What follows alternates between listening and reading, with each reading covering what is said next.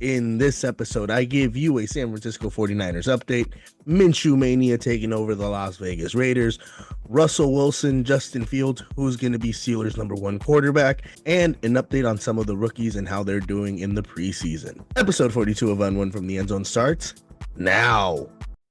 You're watching the latest episode of N1 from the End Zone. Please click on that subscribe button so you can be notified when the latest content drops.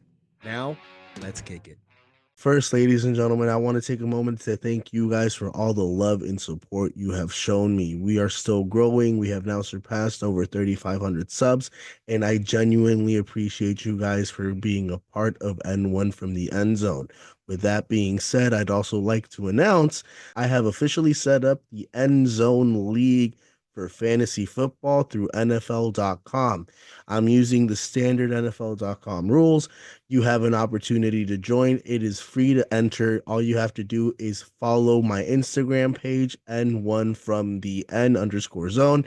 Winner of the league gets a $100 gift card for Amazon. Second place gets a $50 Amazon gift card, and third place gets a $25 Amazon gift card. It's limited to 20 slots, 19 technically, because I am also a part of the league, ladies and gentlemen. Be one of the first 19 to sign up. Again, this is a free-to-enter contest. Winner gets a $100 Amazon gift card. Second place gets a $50 Amazon gift card. And third place gets a $25 Amazon gift card.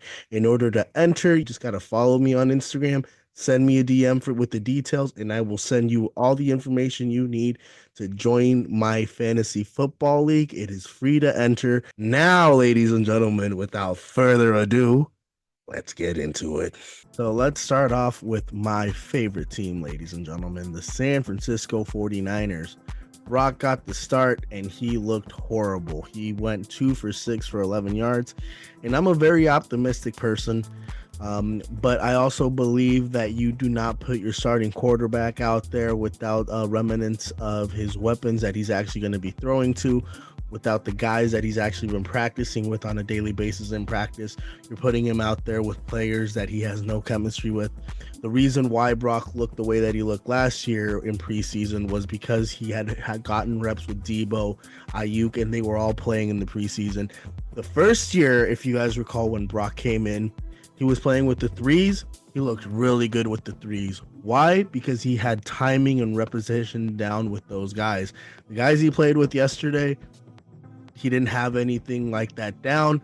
That's why he was 2 for 6. And that's why Josh Dobbs looked better than Brock yesterday, because he's been getting those reps with those guys. So their timing, the way that they see the plays, all of that, they're in unison, something that Brock isn't with these guys. With that being said, the offensive line still concerns me, and I think we need to go and acquire another offensive lineman. Again, I gave you guys my take on who I think the Niners should pursue this offseason. I also think Dominic Pooney, although I think they're playing him at right guard, I think that he needs to be at right tackle. I think he's big enough, and I think he would be the perfect counterpart to Trent Williams on the left side. In college, he played right tackle. He never allowed a sack in over 700 snaps that he played in college. So I think Dominic Pooney should get a shot. No offense to McKivitz. I'd move McKivitz inside if they still want him to be a part of that starting unit. But I'm still very hesitant on the whole McKivitz being our starting right tackle, because that's clearly, without Trent Williams, we got an issue on the offensive line. Malik Mustafa looked amazing, in my opinion. Again, he's developing. If Hoof isn't ready by week 1, I guarantee you it'll be Malik Mustafa and Jair Brown starting. But all signs are indicating that Hoof is almost fully ready to come back. I think they're going to start ramping up his practices, and we're going to hopefully see Hoof back by week 1. Dre has still got some ways to go. And also another thing, going back to the whole Brock Purdy situation, why is Kyle not calling the plays? I also do not like this laid back, chill approach that the Niners are taking this year, at least from my understanding from what I've seen from Kyle. He's very laid back this season. He's letting Clint Kubiak call the plays. I'm not opposed to it, but I hope this isn't something that's going to occur during the regular season, because I genuinely believe that the pairing of Brock and Kyle is what makes the whole team go as a unit. No offense to Kubiak, he's getting his opportunity. He deserves it. I hope it's just in the preseason. But again, I genuinely believe that in order to have the best success, we need to give Brock Purdy his weapons. We need to make sure that he's playing, not just going out there just to get reps for the sake of it. He needs to go out there with the people that he's actually going to be playing and people he's going to actually be throwing to. I don't even think Chris Conley was out there. We saw Jacob Cowing. He had a decent showing. Not great, not phenomenal. He had a good showing. Caught a couple good balls. Speedy wide receiver. I like Jacob Cowing. You know why I believe he might be the best wide receiver taken in this draft. And I really hope that he gets an opportunity to showcase his talents with Brock and the first team offense at some point this season. Some other updates for the San Francisco 49ers. On Speak, Deshaun Jackson came out and said that he had spoken to Trent Williams and a deal might be looming, ladies and gentlemen. We could see him back soon, and hopefully that means whatever agreement the Niners needed to come to with Trent Williams will hopefully happen soon so we can get him back out there on the field, hopefully practicing with the team and just in time for the first week of the regular season. I think it is crucial to get Trent Williams back, and I think it's also just as important to get Ayuk's deal signed, sealed, and delivered. From my understanding on the Ayuk deal, they're waiting to iron out some details with the ownership's approval, and then hopefully we can get some positive news on that end here soon. Guys, have you heard? Shady Mob Productions is an official affiliate of HBO Max. Click on the link in the description and sign up so you can watch hit series like Hard Knocks, Game of Thrones, and House of Dragons. Also, don't forget to hit that subscribe button so you can be notified when the latest content drops. Now let's talk about Bo Nix from the Denver Broncos. He looks legit. He went 15-21 with a touchdown for 125 yards against the Green Bay Packers in the last preseason game. Sean Payton is giving him essentially all the reps. I think he's going to be the starter day one in Denver. He looks good. He looks in rhythm. What I like about Bo Nix is his decisiveness when it comes to getting rid of the ball. He holds the ball for literally 2 seconds, maybe 3 seconds, and then he releases it. Whether he's scrambling out of the pocket, he sees his open man, he just shoots it, he fires it. It's a lot of dink and dunk passes. They're not really pushing the ball down the field, but Sean Payton likes a quarterback that's accurate, a quarterback that is going to deliver the ball to his receivers and not put the ball in any danger. And I think Bo Nix is that guy for him. Granted, it is a preseason against the 2s and the 3s, but guys, Bo Nix, so far, he looks really good, and I'm excited to see what the Broncos do in the AFC West. Another notable non-performance was that of Michael Penix Jr.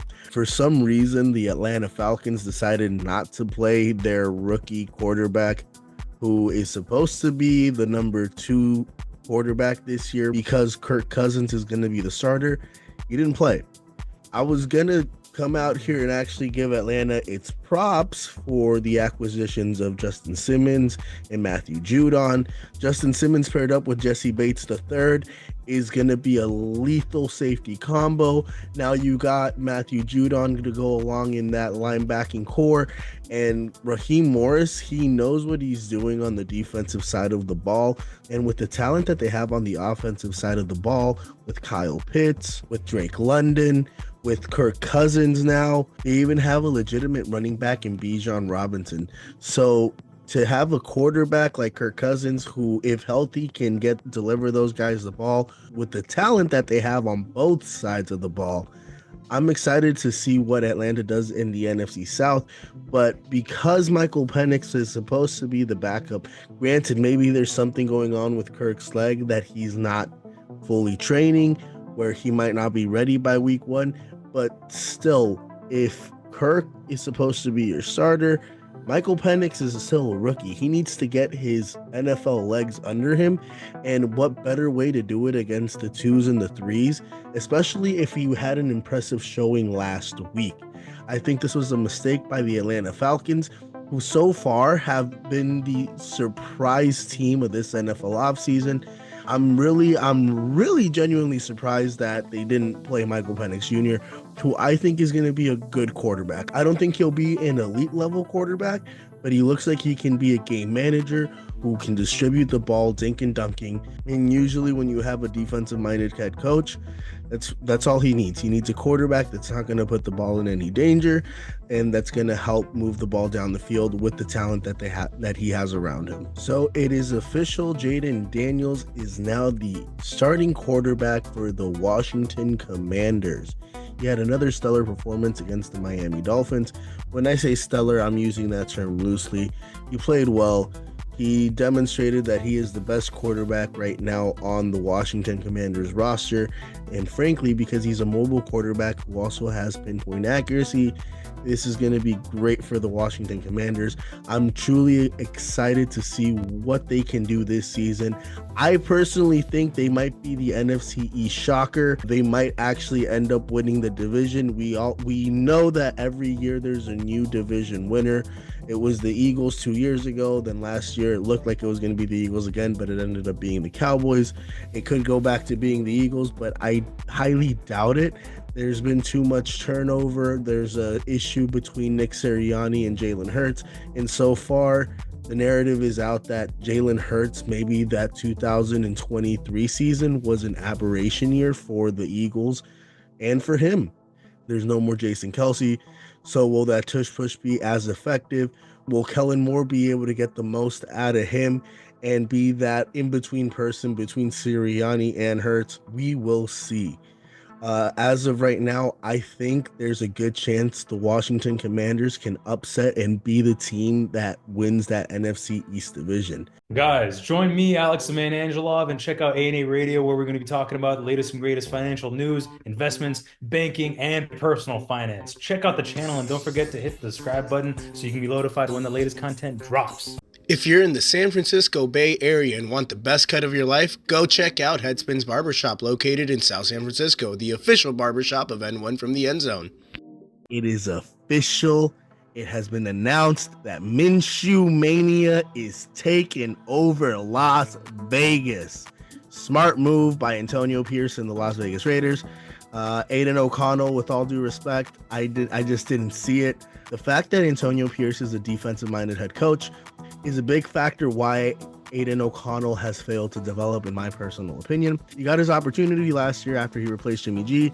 He still struggled a bit. So for Gardner Minshew, who's been a proven starter in the league, over in Jacksonville, where I think he did a good job. I think he should have gotten a little bit more of a runway, but clearly they found their quarterback in Trevor Lawrence, which is totally fine. They made the right decision there. But he showed you what he could do with the Colts. I think he played a brief time with the Eagles. I like what I've seen from Gardner Minshew throughout his career, and I think giving him the opportunity to start is the best thing for the Las Vegas Raiders, considering that he gives them the best opportunity to win. He has the arm talent, he has the experience, and if they still believe Aiden O'Connell is that guy, it gives him an opportunity to learn and develop under Gardner Minshew, who's a veteran journeyman in this league. Smart move by the Las Vegas Raiders. I keep calling them the Oakland Raiders because, again, like my entire life, they were the Oakland Raiders. But smart move by the Las Vegas Raiders. And I still see them finishing probably fourth in their division. But they'll be closer to 7-10 or an 8-9 season than if they had gone with Aiden O'Connell, who I think would have just given them like 4 wins this year. But that's just my personal opinion. Moving on to the last NFL subject I want to discuss, and that is the situation between Russell Wilson versus Justin Fields for the Pittsburg Steelers starting quarterback job. Ladies and gentlemen, there is a predicament. Russ came back, Russ played, took 3 sacks, and yeah, he completed 8 out of 10 passes, but that didn't look too good. I think it was 8 for 10 for about 43 to 47 yards. That wasn't that impressive. Justin Fields again comes out, fumbles the ball, takes a big sack. They haven't had a good offensive line, I think, since they've had Le'Veon Bell, and that was like 8 years ago. And they can't protect the quarterback. He's under duress. Their offensive line looked like our offensive line looks like without Trent Williams, ladies and gentlemen, and that's bad.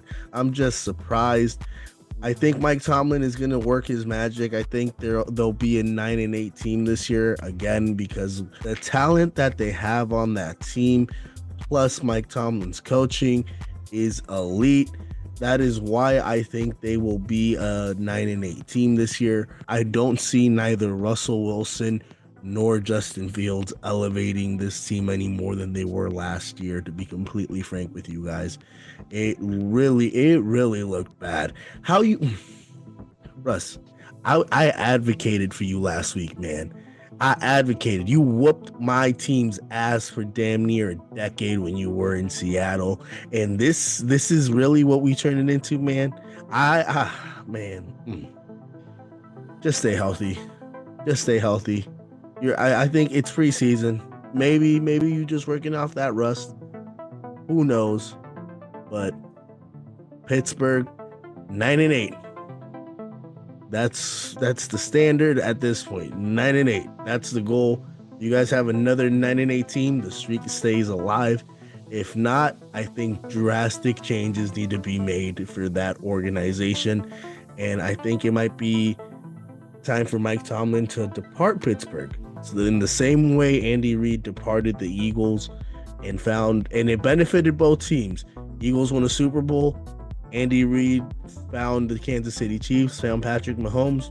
Dynasty. Mike Tomlin, I think he could do the same. Guys, you're watching a Shady Mod production. Make sure to follow the Shady Mod podcast where we break down all the latest content and talk about life. Please make sure to share, like, comment, and subscribe so you can be notified when the latest content drops. Time for Empowering with Positivity. In this segment, ladies and gentlemen, I actually want to talk about Tua's recent comments about Brian Flores and the start of his NFL career. The start to Tua's NFL career was very rocky, and by Tua's accounts, it seemed like Brian Flores did not want him there from the beginning. He kept on telling him that I guess he didn't like him, that he didn't deserve to be there, that there was other people that were better at their jobs than he was. And that takes a toll on the player, not just the player. That stuff like that takes a toll on human beings' mindset, their mentality. And Tua was able to overcome that. The Dolphins decided to part ways with Brian Flores and bring in Mike McDaniel. And Mike McDaniel, through praise, through admiration, through giving Tua proper support, belief in Tua, helped him flourish to the point where now he's getting paid $50 million and he just signed his extension for 4 years. Tua's got a lengthy NFL career, and I'm just happy. And to be frank with you, ladies and gentlemen, this should be a testament to you guys to not let what others think of you affect who you are or who you believe you are internally. Believe in yourself, even when others doubt you.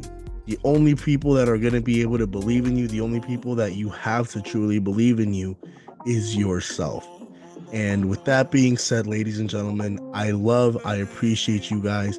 Thank you for watching another episode of N1 from the End Zone. Remember, desire is power, and if you desire to be great, you have the power to be great. Don't forget to subscribe, like, and comment. I love and appreciate you guys. Stay tuned for more. You've been waiting me.